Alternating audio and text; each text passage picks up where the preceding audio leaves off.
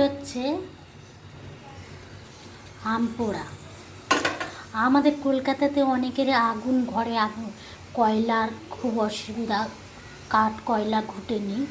যারা গ্রামের বাড়িতে আছে তারা আমি আগেও বলেছি, আম পোড়া খেলে পেট ভালো রাখে, বডি হিট কম লাগে, সানস্ট্রোক চট করে হয় না।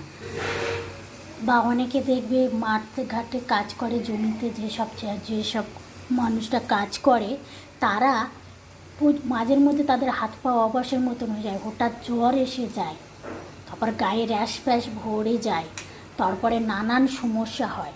এটে খেলে চট করে সানস্ট্রোক হবে, সানস্ট্রোক হয়ে যাবে না, এমনকি পেট পরিষ্কার করবে, এমনকি গায়ে যে ফোঁড়া নানান সমস্যা হয় সেগুলো হবে না, চুলকানি।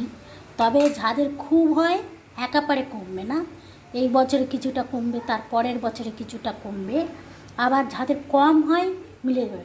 আবার অনেকের একেবারে 15-20-30 বার খাবার পরে কমবে।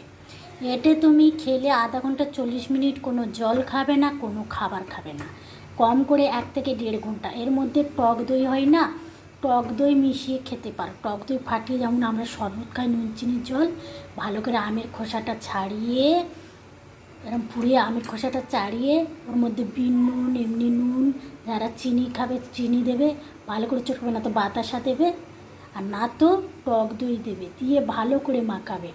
ওর মধ্যে যদি কারোর বাড়িতে পুদিনা পাতা থাকে, পুদিনা গাছ জানো তো, পুদিনা অনেক রকমের চাটনি খায়, অনেক তরকারিতে দেয়, ওর পাতা বাটা